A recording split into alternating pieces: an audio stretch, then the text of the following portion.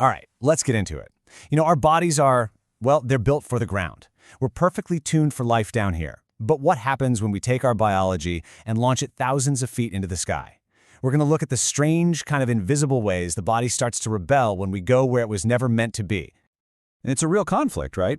As we go higher, the air pressure drops, and our bodies just don't work the way they're supposed to. We're basically stepping into an alien environment, and the way our physiology reacts can be anything from a little uncomfortable to, seriously dangerous. So let's explore 3 of the biggest challenges our bodies face up there.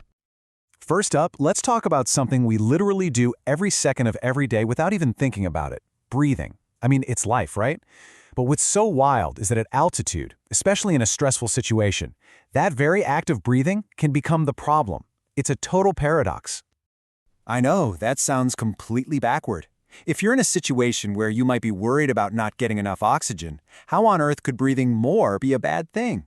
Well, welcome to our first physiological trap: hyperventilation. So here's the thing you have to understand. Hyperventilation isn't about getting too much oxygen. It's about getting rid of too much carbon dioxide. See, your body needs a certain amount of CO2 to keep your blood chemistry balanced. When you start breathing way too fast, you blow off so much CO2 that your blood actually becomes more alkaline. And when that happens, your red blood cells get really stingy and won't release the oxygen they're carrying to your brain. And what kicks this off? Well, it's usually stress and anxiety, things that are pretty common in an airplane, right? Feeling anxious, being in pain, or even the very first stages of not getting enough oxygen can trick your body into overbreathing, and that starts this really dangerous cycle. This is what makes it so sneaky. The symptoms are all over the place and can easily fool you into thinking it's something else, like a lack of oxygen. You might feel dizzy, get that pins and needles feeling in your arms, or even muscle cramps. Your judgment gets fuzzy, and in the worst-case scenario, you could pass out, all while thinking the solution is to breathe more. The good news is, if you recognize what's happening, the fix is pretty simple. The goal is to get your CO2 levels back up to normal. You can literally just force yourself to slow down your breathing. Or you can start talking out loud. That helps regulate the rhythm. And, of course, the classic: breathe into a paper bag. You're rebreathing your own CO2, and that brings your blood chemistry back into balance really fast. Okay, so that's the air we breathe in. But what about the gases that are already inside our bodies? Well, our next problem deals with exactly that, and this is where things can get a little fizzy. And I'm not even kidding. That's a surprisingly perfect way to describe our second condition: decompression sickness. Think about twisting the cap off a soda bottle. That release of pressure makes all the dissolved gas suddenly bubble up. Well, something just like that can happen inside your body. Decompression sickness, or DCS for short, is what happens when the pressure around you drops really fast, like if a cabin suddenly loses pressure. All the nitrogen that's normally dissolved in your blood and tissues has nowhere to go, so it comes out of solution and forms tiny bubbles. And let me tell you, those bubbles can cause a whole world of problems. Let's just quickly break down the physics here. Down at sea level, all the air pressure around us is constantly pushing on our bodies, and it keeps gases like nitrogen safely dissolved in our tissues. But as you go up, that outside pressure disappears. There's nothing holding that nitrogen in anymore. So, poof, it starts bubbling out, just like the fizz in that soda can. And where these bubbles decide to form determines the symptoms, which have some pretty wild nicknames. If they form in your joints, you get a deep, aching pain known as the bends. If the bubbles are in your lungs, you get chest pain and a nasty cough called the chokes. And maybe the weirdest of all, if bubbles form under your skin, you get a bizarre tingling, crawling sensation called the creeps.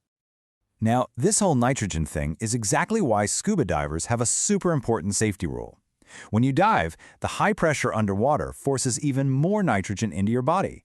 That's why divers have to wait at least 24 hours before they get on a plane. They need to give their bodies time to safely get rid of all that extra gas. Flying too soon is just asking for a bad case of DCS. All right, our last topic is probably the most common one of all. In fact, I bet almost everyone watching this has experienced it. We call it the pressure trap. Of course you have. That totally familiar feeling of pressure building up in your ears as the plane takes off or lands, that little pop, that is a mild form of something called barotrauma, and it is basic physics happening right inside your head. So barotrauma is just what happens when there's a pressure difference between the air trapped inside your body and the air outside. It's Boyle's law in action. As you go up and the outside pressure drops, the air trapped inside you has to expand. It needs to go somewhere. And this can happen anywhere you've got a little pocket of trapped air. The most obvious places in your middle ears and your sinuses. But it can also happen in your stomach and intestines. And get this, it can even happen in tiny air pockets under tooth fillings, which can cause some serious pain. And you don't need a massive emergency for this to be a problem.